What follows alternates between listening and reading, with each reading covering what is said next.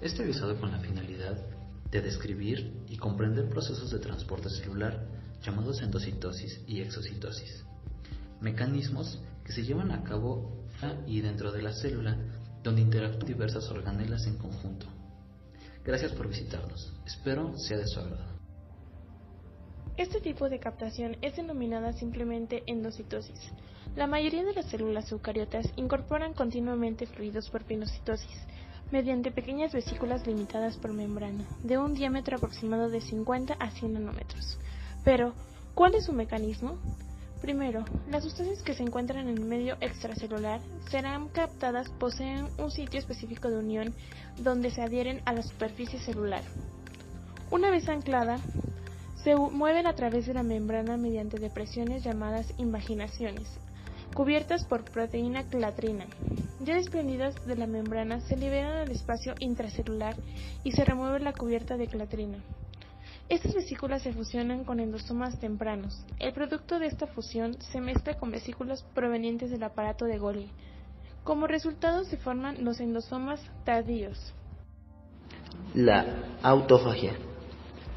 La autofagia es el proceso por el cual un organelo, por ejemplo, una mitocondria, envejecida o dañada, es degradada por la propia célula, para que ésta no entorpezca los procesos funcionales de la misma.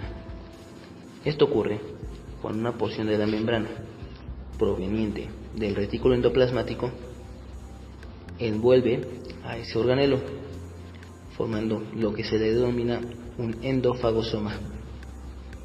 Una vez formado el endofagosoma, se encuentra con el lisosoma, fusionándose con él y degradando todos los componentes del anterior orgánulo en proteínas simples. Fagocitosis. Así se designa la captación de partículas de gran tamaño mediante vesículas limitadas por membrana, las cuales tienen su origen en grandes invaginaciones de la membrana. Fagosomas. Así se designa a las vesículas con partículas grandes incorporadas, que captan enzimas lisosómicas de vesículas de transporte citoplasmáticas y se transforman en lisosomas o se fusionan con ellos. Solo ciertas células tienen la capacidad de fagocitar. Ellas son macrófagos, neutrófilos, eosinófilos y células pigmentarias de la retina. La exocitosis es un proceso que ocurre en cada una de las células del cuerpo para desechar o enviar hacia el espacio extracelular proteínas, lípidos, entre otras sustancias, para que éstas puedan ser aprovechados en las diferentes estructuras que serán requeridas. La palabra exocitosis proviene del griego exo, que significa fuera, y del español cito, que significa célula. Para su mejor entendimiento, hablaremos de la endocitosis como el proceso opuesto a la endocitosis. La adaptina media la unión de la clatrina a la membrana de la fosita.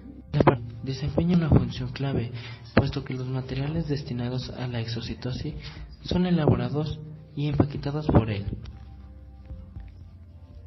El mecanismo de secreción de contenidos intravesiculares de la célula es la incorporación a la membrana celular, vertiendo así su contenido hacia afuera de la célula. En toda célula existe un equilibrio entre la endocitosis y la exocitosis para mantener la estructura de la membrana plasmática y evitar que exista una pérdida de volumen de la célula. Endocitosis mediada por clatrina. La membrana celular se invagina para formar una fosita y sobre su cara citoplasmática porta un complejo de clatrina. La clatrina es una proteína organizada en trímeros, que a la vez forman una red de pentágonos y hexágonos, que rodean la fosita como el entramado de una cesta.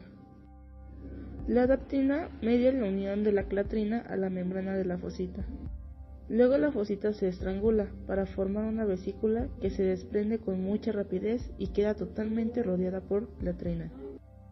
Esta vesícula se deshace de la cubierta de clatrina a los pocos segundos y por lo general después se fusiona con un endosoma. Estas vesículas de membrana transportan ligandos unidos a receptores de la membrana, líquido extracelular que se capta durante la endocitosis.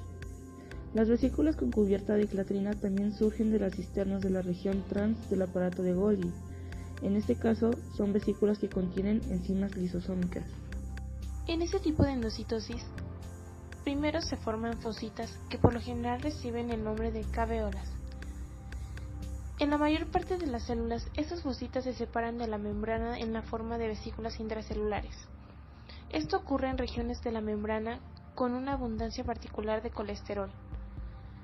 En la cara citoplasmática de la membrana se encuentran principalmente la proteína caveolina.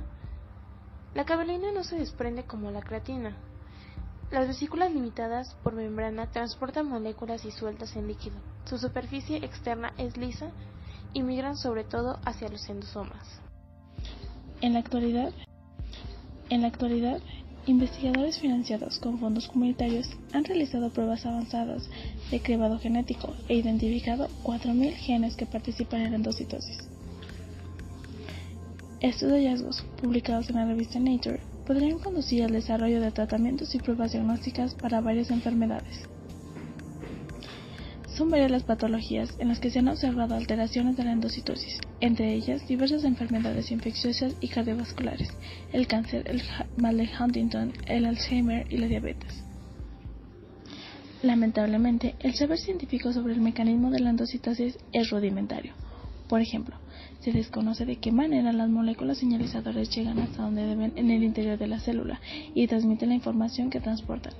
También se desconoce cómo se integra la endocitosis en el sistema celular en su conjunto. Se ha observado que genes destacados en este estudio están relacionados con enfermedades humanas, confirmando la influencia de la endocitosis en las mismas y establecen nuevas dianas farmacológicas. A continuación, los investigadores se proponen probar su sistema de cribado en células que simulan una serie de patologías humanas, a fin de comprobar las posibilidades que ofrece de cara a descubrir y desarrollar fármacos.